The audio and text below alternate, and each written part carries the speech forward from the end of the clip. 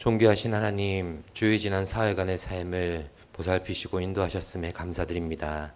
저희들 늘 주의 말씀 안에 거하기를 원하건대 저희들이 믿음이 연약하여서 그 말씀을 깨달은 대로 순종하지 못하고 그렇게 살아들이지 못했던 것들을 용서하여 주시옵소서.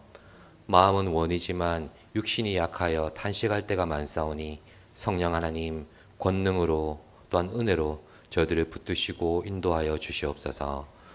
고통 가운데 신음하는 성도들, 또한 여러 가지 육신의 질병으로 인해서 아파하는 성도들, 또한 믿음의 힘을 잃어서 스스로의 힘으로 나아오지 못하는 성도들, 주님께서 그 삶의 자리에 찾아가셔서 회복을 명하여 주시옵고 피 묻은 손으로 안수하여 주시옵고 일어나 걸으라, 너의 힘으로 너의 입술로 기도하라, 그렇게 명하여 주셔서 믿음의 예배에 다 함께 할 수 있는 복된 성도들이 되게 하여 주시옵소서. 이 시간도 예배 가운데 나아갑니다. 불러주신 하나님의 사랑과 은혜를 경험하게 하여 주옵시고 말씀 안에서 다시금 우리의 살아온 발걸음들이 돌이켜보는 은혜가 있게 하여 주시옵소서. 감사드리며 예수님의 이름으로 기도드립니다. 아멘. 이 시간 우리에게 주시는 말씀은 창세기 35장 1절로부터 8절까지의 말씀입니다. 창세기 35장 1절로부터 8절, 구약 53장입니다.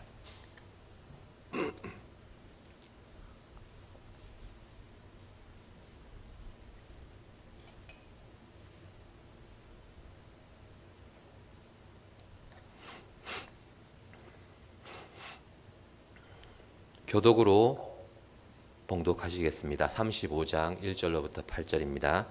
하나님이 야곱에게 이르시되 일어나 베델로 올라가서 거기 거주하며 내가 내 형 에서의 낯을 피하여 도망가던 때에 내게 나타났던 하나님께 거기서 제단을 쌓으라 하신지라.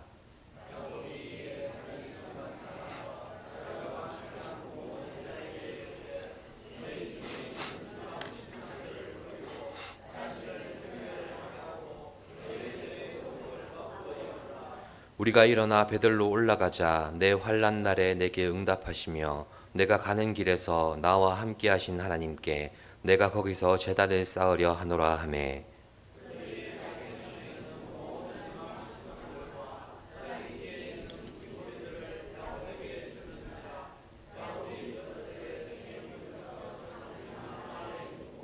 그들이 떠났으나 하나님이 그 사면 고울들로 크게 두려워하게 하셨으므로 야곱의 아들들을 추격하는 자가 없었더라.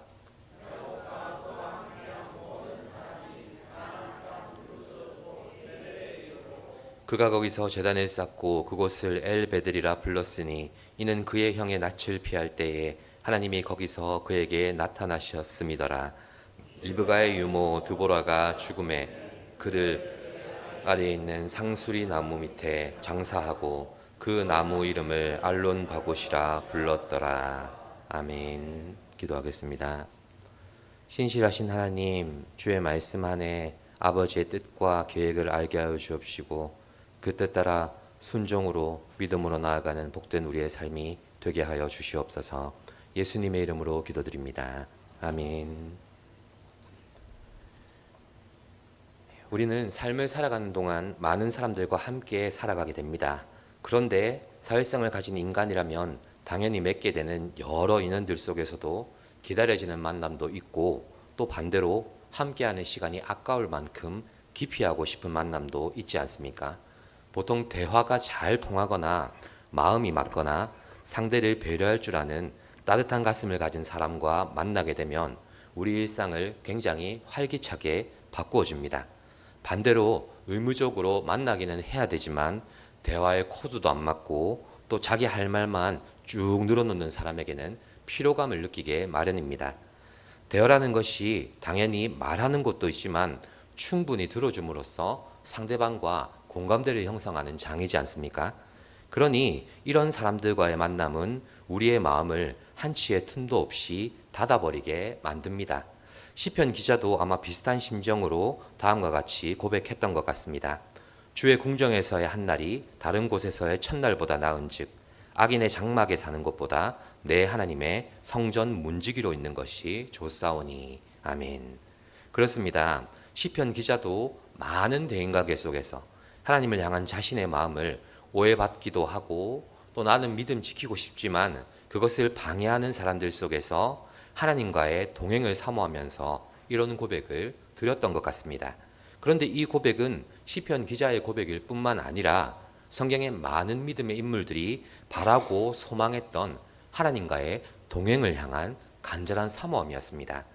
그 중에서도 그 간절함이 더욱 깊었던 한 인물을 꼽으라고 한다면 바로 오늘 본문에 등장하는 야곱입니다. 그는 형 에서와 아버지 이삭을 속이면서까지 무엇을 받아냈습니까? 장자권을 받아내지 않았습니까? 그로 인해 루스라는 곳까지 달아나게 됩니다. 장자의 축복권을 받아냈지만 바로 지금 자신의 형편은 모든 것을 잃고 생명을 지켜내기에 그저 급급한 그런 상황에 있는 것입니다. 바로 그때 하나님께서는 야곱의 꿈속에 나타나셔서 반드시 함께 하시마 약속하셨습니다. 야곱은 잠에서 깨어난 후에 그곳에 자신이 배교로 삼았던 돌을 가져다가 세우고 하나님 앞에 서원을 합니다. 하나님께서 함께 하시겠다고 내게 약속해 주셨으니 구체적이고 실제적인 보호를 주시고 또 그렇게 인도해 달라는 내용들로 소원을 합니다. 그리고 하나님께 소득의 10분의 1을 드리겠다. 아무것도 가진 것이 없는 자기가 그렇게 믿음으로 소원하지 않습니까? 하나님만을 섬기며 살아가겠다는 다짐이고 의지입니다. 이렇게 하나님의 함께 하시겠다는 약속과 그 하나님만을 잘 섬기겠다고 소원한 야곱의 사연을 담은 곳이 바로 베델입니다. 야곱이 그곳의 이름을 하나님의 집, 그런 뜻의 베델로 불렀습니다. 이후에 파란만장한 그의 인생이 펼쳐지는데 이 시간 그것을 다 언급할 자리는 아닌 것 같고 몇 가지 사건만을 다루도록 하겠습니다. 바로 야복강가의 사건과 오늘 본문의 엘베델 사건을 연결해서 야곱의 삶을 한번 묵상해 보도록 하겠습니다. 오늘은 이 두 사건을 중심으로 그의 인생의 발자취를 더듬어 볼 텐데 그가 진정으로 하나님께서 내 모든 인생의 현장에서 함께 하셨음을 그렇게 고백한 엘베델로 돌아왔던 것처럼 여러분들도 엘베델의 하나님과 동행하는 신실한 하나님의 자녀가 되시기를 먼저 기도드립니다. 자, 그렇다면 본문에 등장하는 엘베델은 어떤 곳입니까? 하나님만이 내 인생의 전부임을 온전히 고백하는 믿음의 자리입니다. 야곱은 어머니 리브가의 태중에 있을 때부터 형 에서와 다투기 시작했습니다. 하나님께서는 근심과 염려로 불안에 떨고 있는 리브가에게 이렇게 말씀하셨죠. 두 민족이 너의 태중에서 나올 것인데 큰 자가 작은 자를 섬기게 될 것이다. 이렇게 말씀하십니다. 그런데 이런 다툼 가운데 태어난 형 에서는 그 이름처럼 털이 많고 거친 야생마의 기질을 가지고 태어납니다. 둘째 야곱은 태에서 나올 때에도 형 에서의 발 뒤꿈치를 붙잡고 나옵니다. 그래서 그 이름이 발 뒤꿈치를 잡는 자 이런 뜻의 야곱으로 부르지 않습니까? 이름처럼 교활하고 집요하며 경쟁심이 강한 그의 기질을 드러내고 있고 또 그는 그 이름처럼 속이는 자의 삶을 쭉 살아가게 됩니다. 사냥에 지쳐서 돌아온 형 에서는 그 귀중한 장자권을 팥죽 한 그릇에 사버립니다. 그리고 노안으로 인해서 사물을 잘 분간하지 못하는 아버지 이삭에게 야곱은 장자의 축복을 받아서 도망가 버립니다. 그는 화가 머리 끝까지 미친 형 에서의 분노를 피해서 도망칠 수밖에 없었습니다. 결국 베델에서 만난 하나님께 약속을 받고 서원하는 데까지 이르게 됩니다. 생면무지의 땅으로 도망치는 소년 야곱의 가슴에 베델에서 만나주신 하나님이 얼마나 감격스럽고 또 감사했겠습니까? 그 하나님만을 섬기겠다고 서원한 그의 다짐 또한 얼마나 뜨거웠겠습니까? 그런데 이후 야곱의 모습은 여전히 속이는 자의 모습을 반복하고 살아갑니다. 하나님을 만난다고 우리 인생이 갑작스럽게 신령하게 변화되지도 않고 거룩하게 변화되지 않는 그런 이치를 보여주는 야곱의 모습입니다. 야곱이 베델에서 서원한 것은 어떤 상황에 처하든지 하나님만을 나의 주인으로 삼고 살아가겠다는 것이었습니다. 그런데 이후 그의 모습은 하나님의 넘치는 은혜의 주인공이었음에도 하나님 없는 자신만의 인생을 계속 추구합니다. 성공과 복을 향한 그의 갈망은 외삼촌 라반의 집에 머물면서도 계속되죠. 자신이 예전에 가장 가까웠던 형과 아버지를 속였던 것처럼 지금 자신이 가장 의지해야 될 외삼촌 라반이 자신을 속이고 있습니다. 자신이 그처럼 사랑했던 외사촌 라헬을 얻기 위해서 7년이나 일했는데 언니 레아를 첫날 밤에 신방에 들여보냅니다. 다음날 광분한 야곱에게 삼촌 라반은 7년간을 더 일해주면 동생 라헬도 주겠다고 야곱 못지않은 속임수와 욕심을 드러냅니다. 야곱은 결국 7년 더 일하고 라헬을 얻지만 재산을 분할 문제에 또 걸립니다. 야곱이 아버지가 형을 속인 사건과 삼촌 라반의 속임수가 오버랩되는 것은 왜이겠습니까? 욕망에 불타오른 야곱의 인생은 실제로 속이는 자이지만 스스로 속는 자의 모습으로 흘러가고 있는 것입니다.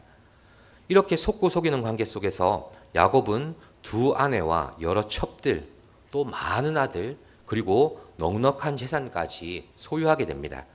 성공을 향한 그의 집념은 실로 대단한 것이었습니다. 사랑 싸움에 다투는 아내들 속에서도 또 속임수로 자신을 부려먹는 삼촌 라반과의 관계 속에서도 그는 20년 전 베델의 하나님께 결코 돌아가지 않았습니다. 어디를 가든지 함께 하시겠다는 하나님의 약속과 당시의 사회적인 통념을 깨뜨리면서까지 장자가 아닌 차자 야곱을 선택하셔서 이스라엘 민족을 세우시고자 하셨던 하나님의 주권적인 역사가 그의 성공을 향한 집념으로 인해 잊혀져 버린 것입니다. 하나님께서는 그의 삶의 곳곳에서 신실한 도움의 손길을 베푸셨는데 야곱은 베델의 언약을 잊어버리고 자신의 능력으로 되어진 듯한 현실의 성공에 도취되어 살아가고 있습니다. 이런 야곱의 모습 속에서 우리가 하나님 앞에 종종 범하는 실수를 돌이켜볼 수 있습니다. 하나님의 섭리와 동행하심으로 인해 우리에게 베풀어진 은혜를 때로는 우리가 내가 그럴 만해서 또 내게 일말의 희망이나 의로움이 있는 것처럼 그런 줄 안다는 것입니다.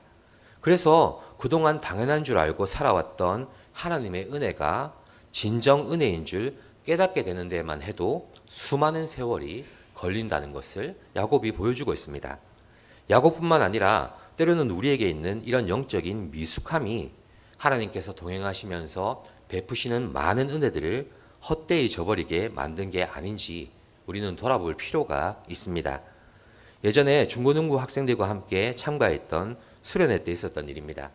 강사 목사님이 설교 중간에 졸고 있는 학생들에게 넌센스 퀴즈를 냅니다. 그런데 여기서 돌발 상황이 발생했습니다. 제일 먼저 맞춘 학생에게 지갑을 열더니 5만 원짜리 한 장을 척 꺼내서 건네주는 것이었습니다. 이 아이는 처음에는 눈이 덩그레져서 놀라더니 이내 환호를 지르면서 오예 5만 원 이렇게 하면서 자리로 뛰어 들어갔습니다. 다른 학생들은 부러움의 시선으로 그 상황을 쭉 지켜보고 있었습니다. 이렇게 화기애애하게 설교가 다시 시작되는가 싶었는데 갑자기 강사 목사님이 정색을 하시더니 친구야 그 돈 다시 나한테 돌려줄래? 그러는 겁니다. 돈 받은 아이는 처음에는 에이 하고 목사님을 쳐다보면서 웃습니다. 그런데 이 표정 변화가 계속 반복되면서 강사 목사님과 실랑이를 하다가 결국에는 황당한 얼굴로 5만 원을 돌려드렸습니다. 그리고 다른 아이들이 야유를 보내면서 이건 아니에요. 와, 너무한다. 이렇게 외칠 때 목사님께서 쩌렁쩌렁한 소리로 외치셨습니다. 원래 내 건데 잠시 네 손에 갔다고 그게 네 거냐? 이렇게 대답했죠. 네, 그렇습니다. 빈털터리에 고와 같이 버려진 야곱에게 직접 찾아오신 하나님 아니십니까?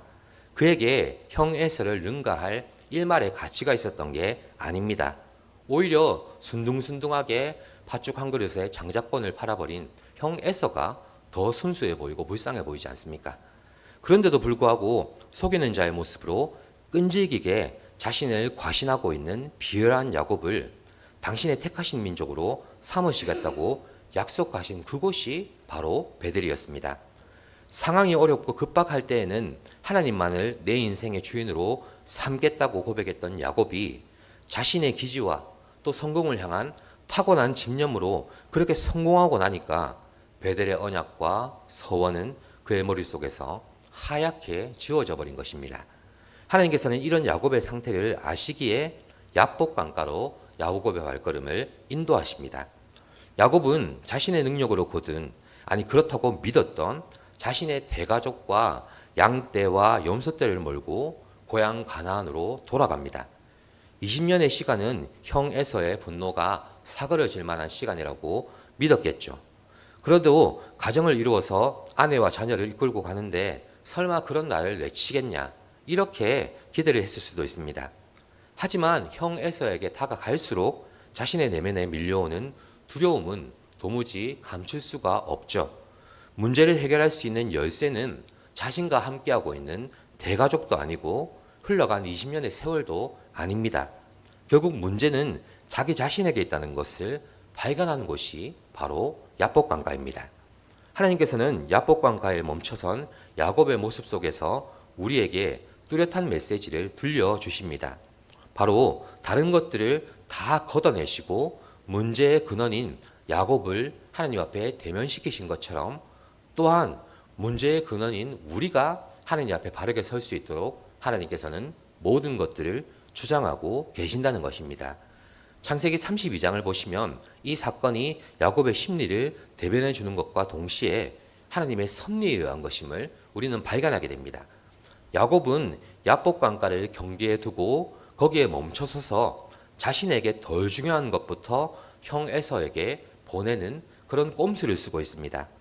처음에는 염소와 양을 세 무리로 나눠서 종들과 함께 앞서 보냅니다. 혹시 형 에서가 이 선물을 받고 그 마음을 풀지도 모르니까 간을 보고 있는 겁니다.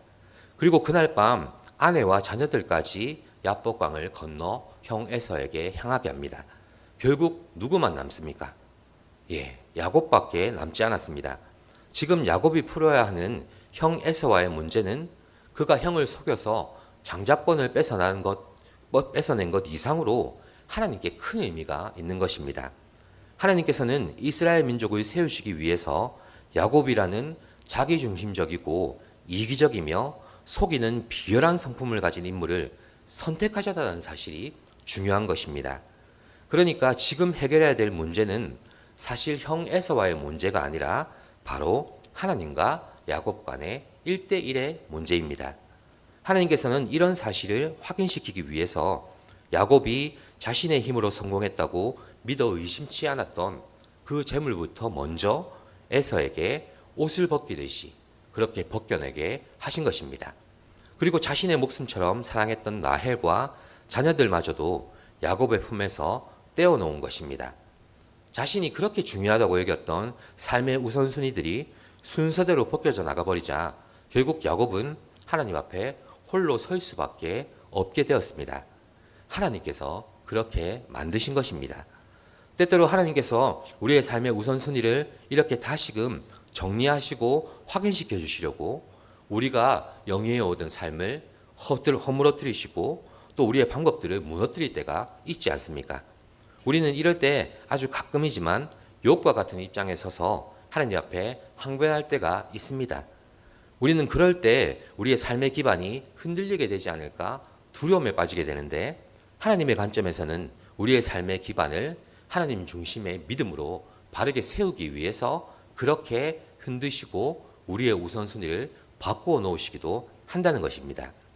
결국 야복강가에 홀로 선 야곱은 한밤중에 천사를 붙들고 늘어질 수밖에 없습니다.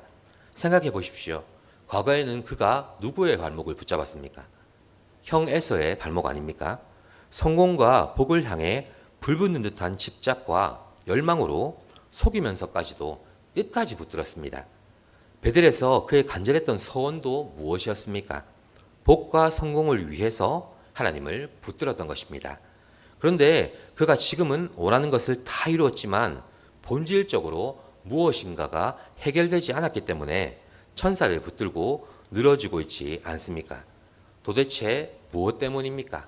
바로 더 이상 속이는 자로 얻어낸 성공과 복이 자신의 인생의 문제를 해결해 주지 못한다는 것을 알게 되었기 때문입니다. 그래서 이제 그 해답을 찾고자 복을 위해서가 아니라 오직 하나님만을 붙잡고 늘어지는 자가 된 것입니다. 야곱이 얼마나 간절히 매달렸던지 천사는 그의 다리 힘줄을 끊어놓습니다. 이전에는 자신의 욕망으로 매달렸던 그 간절함이 이제는 하나님을 향하게 되었고, 묘하게도 그가 천사로부터 새롭게 얻은 이름이 이스라엘입니다. 이 이름이 훗날 이스라엘 민족의 이름이 됩니다. 하나님과 겨루어 이겼다, 그런 뜻의 이스라엘은 야곱이 정말로 하나님을 이겼다는 뜻이 아닙니다. 하나님께서 속이는 자, 비열한 자, 그런 야곱을 통해서 하나님의 일을 이루고자 하시는 사실을 야곱이 깨닫게 되었다, 이런 뜻을 말하는 것입니다. 그렇게 완악하고 교활하며 또 성공에 대한 집착으로 가득 차 있는 야곱과 같은 인물도 하나님의 주권적인 선택으로 구원의 역사에 쓰임받을 수 있다는 사실을 두고 그가 하나님과 겨루어 이겼다, 이런 역설적인 표현을 사용한 것입니다. 그렇습니다. 우리 인생에 있어서 야복강가에 추억이 있다는 것은 기가 막힌 은혜입니다. 여전히 나의 힘과 능력을 신뢰하며 살아왔던 인생이 마치 하나님을 만나서 다리 힘줄이 끊어지는 것처럼 나를 지탱하는 모든 것들이 쓰러지는 순간도 경험하게 됩니다. 하지만 하나님께서 내 인생을 든든히 지탱해 주신다는 사실을 그로 인해 깨닫게 된다면 우리에게 야복강가의 경험이 얼마나 사모할 만한 그런 경험입니까? 하나님께서는 야곱이 믿어왔던 염소와 양떼, 또 재물과 가족이라는 옷을 벗겨내신 것처럼 우리 불순물들을 벗겨내는 것이 야복강가라면 우리 인생의 야복강가의 경험은 너무나 소중하고 절실한 것임을 우리가 고백할 수 있는 것입니다. 결국 오늘 본문에 이릅니다. 형 에서와 감격적인 상봉을 하고 난 야곱은 세겜 땅에 거주하게 되는데, 그 땅의 히이족 속에 추장 세겜이라는 청년이 야곱의 딸을 강간하는 사건이 발생해 버립니다. 이에 분노한 형제들이 아버지 야곱의 허락도 없이 그 일족을 몰살시켜 버립니다. 이 사건은 당시 가나안의 다른 원주민들과 부족들에게 뜨내기와 같았던 야곱 일가를 몰살시킬 수 있는 좋은 빌미를 제공해 줍니다. 이렇게 야곱은 다시 한번 절체절명의 위기에 처하게 되죠. 그리고 하나님께서 위기에 처한 야곱에게 하신 말씀이 바로 오늘 본문의 말씀입니다. 모든 우상을 버리고 정결하게 한 후에 베델로 올라가라는 것입니다. 야곱이 야복강가에서 하나님을 대면하고 그로 인해 그의 삶이 변화되었지만 고통과 위기는 또다시 찾아옵니다. 또한 고통과 위기를 겪는 모든 성도의 신앙의 여정을 향해서 하나님께서는 6절에서 7절까지의 말씀을 통해서 말씀을 들려주고 계십니다. 6절에서 7절까지 말씀을 함께 보시죠. 야곱과 그와 함께한 모든 사람이 가나안 땅 루스 곧 베델에 이르고 그가 거기서 제단을 쌓고 그곳을 엘베들이라 불렀으니 이는 그의 형의 낯을 피할 때에 하나님이 거기서 그에게 나타나셨음이더라. 아멘.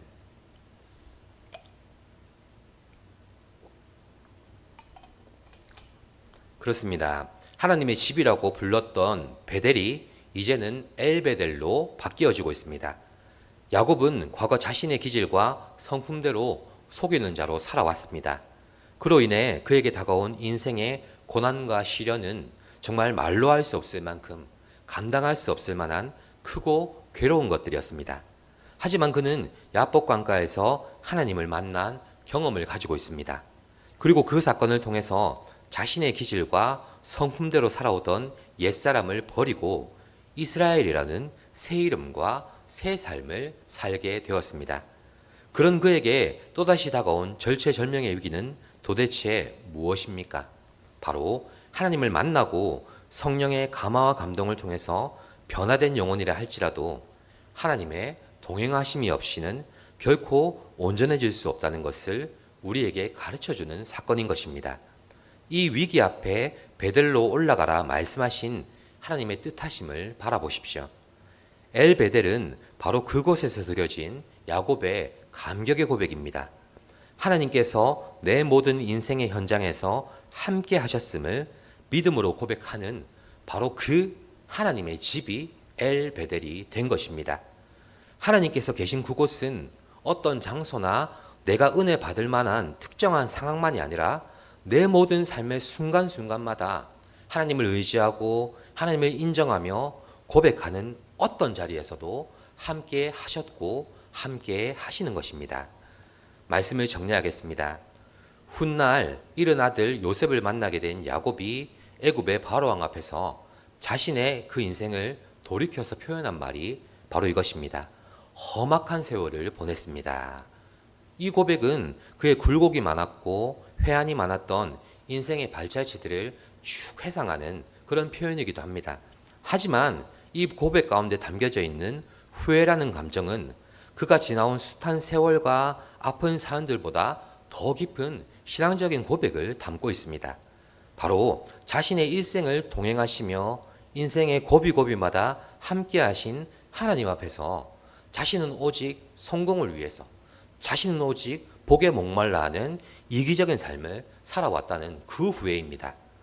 야곱이 그의 삶을 자신의 욕망대로 이끌려고 하면 할수록 그의 삶은 그만큼 더 험악한 삶으로 바뀌어졌다는 것입니다. 욕망의 쳇바퀴를 돌리던 그의 헛된 다른박질로 인해서 그는 자신이 꿈꾸던 성공에 가까이 다가간 줄 믿고 살아왔습니다. 그러나 그의 삶은 고통과 불행의 연속일 뿐이었지 않습니까? 그런데 하나님께서는 그토록 이기적인 야곱을 끝까지 포기하지 않으시고 그를 택하시고 그의 일생을 동행해 내셨습니다. 마치 야복 광가에서 그렇게 이기적인 인물 야곱을 1대1로 당신 앞에 세우신 것처럼 우리 인생의 허망한 욕망의 옷을 벗겨주시기 위해 주님은 우리를 찾아오십니다.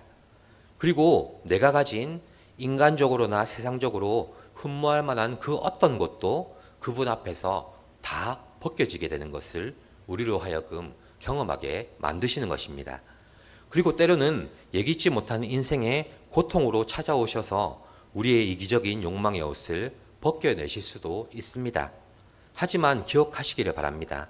내 교만과 내 욕망과 내 육신과 세상의 어떠한 자랑도 주님께서 벗겨내실 때 그것은 결코 수치심이 없고 고통 대신 위로를 주는 그런 것임을 깨닫게 되시기를 바랍니다. 그리고 주님께서는 우리에게 이러한 믿음의 고백을 반드시 받아내실 것입니다. 따라해 보시겠습니까? 하나님께서는 언제나 어디서나 나와 함께 하십니다. 예. 이 짧은 고백이 또 이렇게 쉬워 보이는 고백이 야곱의 일생을 통해서 하나님께서 담아내시고자 하신 그 믿음의 고백이었다는 것을 꼭 기억하시기를 바랍니다. 이 고백을 드리는 여러분의 삶의 현장이 바로 엘베델입니다. 하나님이 거하시는 하나님의 집, 하나님이 함께 하신 하나님의 집, 나의 어떠한 형편과 관계없이 하나님을 찾는 그곳에 함께 하시는 하나님, 바로 그것이 엘베델로 변화되는 것입니다. 남은 한 주간도 주님과 동행하시기를 원하십니까? 그렇다면 엘베델의 하나님을 먼저 인정하시기를 바랍니다. 내 욕망으로 쌓아 올린 제단이 무너지고 하나님께서 내 인생의 주인으로 계심을 찬양하시기를 바랍니다. 그리고 주님과 함께하는 즐거움과 행복을 누리는 한 주간 되시기를 기도드리겠습니다. 기도하겠습니다. 신실하신 하나님, 욕망을 위해서 이기적인 삶으로 달려가던 야곱의 인생을 주께서는 베델에 불러 세우셨는데 그때 하나님 앞에 소원했던 것을 다 잃어버리고 하나님을 만난 감격적인 그 순간도 다 잃어버리고 다시금 나를 위하여 살아가는 그 욕망의 인생을 우리에게 보여주었습니다. 주님, 우리도 야곱과 같이 그러한 삶을 살아가는 이기적인 존재임을 고백합니다. 하지만 주님께서 다시금 베델의 자리로 우리의 삶을 인도하시고 그곳에서 나와 함께 하시는 하나님을 고백하게 하시니 감사합니다. 우리의 삶이 날마다 하나님이 거하시는 하나님의 집 엘베델이 되게 하여 주시옵소서. 하나님이 함께 하신다고 고백하는 그러한 삶의 현장 엘베델이 되게 하여 주시옵소서. 그렇게 남은 한 주간도 주님과 동행하는 복된 삶으로 인도하여 주시옵소서. 예수님의 이름으로 기도드립니다. 아멘. 우리 함께 기도하겠습니다. 주신 말씀 기억하시면서 야곱의 인생을 인도하셨던 하나님, 내 인생을 인도하여 주시고 또 하나님께서 어떠한 방법으로 내 욕망과 나의 이기적인 육신의 옷을 벗겨내시더라도 하나님께서 주시는 평안과 감사와 만족이 반드시 거기 있음을 기억하는 우리가 되게 하여 주시옵소서. 또한 우리의 삶의 모든 현장이 베델에서만 머무는 것이 아니라 엘베델로 함께 하십니다. 이루어 가십니다. 인도하고 계십니다. 그렇게 고백할 수 있는 삶의 자리가 될 수 있게 해달라고 우리 함께 기도하겠습니다. 살아계신 아버지 하나님 감사합니다. 엘베델의 하나님께서 우리의 삶을 인도하셨음을 고백하는 겸손한 주의 자녀가 되게 하여 주시옵소서. 하나님 없이는 아무것도 되어지지 않는 우리의 인생을 정직하게 고백할 수 있는 정직한 주의 자녀 되게 하여 주시옵소서. 우리 인생의 모든 현장, 때로는 고통의 현장에서, 때로는 아버지 하나님 나의 욕망을 위하여 달려가는 그 이기적인 현장에서도 아버지 하나님, 하나님의 사랑과 은혜를 나타내셔서 모든 것이 하나님의 인도하심으로 되어진 것임을 고백해 하시오니 우리가 날마다의 삶이 엘베델의 삶이 되게 하셔서 그 삶에 아버지 하나님, 하나님을 찬양하며 하나님을 고백하며 감사하는 삶으로 채워지는 그러한 은혜를 누리고 살아가게 하여 주시옵소서. 주님, 우리는 여전히 우리의 삶을 이기적인 욕망으로 이끌어가려고 할 때가 있습니다. 하나님의 은혜를 저버리고 다시금 나의 능력과 나의 아버지 하나님 나됨을 신뢰하며 살아가려고 할 때가 너무나 많사오니 하나님, 우리를 야복강가로 인도하시고 또한 주님 앞에 세우셔서 문제된 우리를 깨닫게 하시며 다시금 새롭게 하시며 변화시켜 주시며 하나님이 이루어내시며 하나님이 만들어내시며 하나님께서 반드시 복된 자로 복받기에 합당한 자로 세우실 것을 믿으며 주의 인도심을 따라가는 저희들 되게 하여 주시옵소서. 그리하여 우리의 모든 삶의 현장이 엘베델로, 엘베델의 지경으로 변화되게 하여 주시옵소서. 감사드리며 거룩하신 예수님의 이름으로 기도드립니다. 아멘. 광고 말씀드리겠습니다. 오는 주일 낮 12시 3층 로비에서 교육부 회의로 모입니다. 그리고 7월 리더 모임 오는 주일 오후 예배 후에 본당에서 모이도록 하겠습니다. 청년의 학교 수련회가 은혜 가운데 마쳤습니다. 이제 시작되게 될 중고등부 수련회를 위해서 기도와 찬조로 함께해 주시기를 부탁드립니다. 그리고 담임 목사님 휴가 중에 계십니다. 평안한 일정 또 안식이 있는 그런 일정이 될 수 있게 해주시고 또 오고 가시는 길 모든 안전을 하나님께서 지켜달라고 함께 기도해 주시기를 부탁드립니다. 주기도문으로 예배를 마치겠습니다. 하늘에 계신 우리 아버지, 아버지의 이름을 거룩하게 하시며 아버지의 나라가 오게 하시며 아버지의 뜻이 하늘에서와 같이 땅에서도 이루어지게 하소서. 오늘 우리에게 일용할 양식을 주시고 우리가 우리에게 잘못한 사람을 용서하여 준 것 같이 우리 죄를 용서하여 주시고 우리를 시험에 빠지지 않게 하시고 악에서 구하소서. 나라와 권능과 영광이 영원히 아버지의 것입니다. 아멘.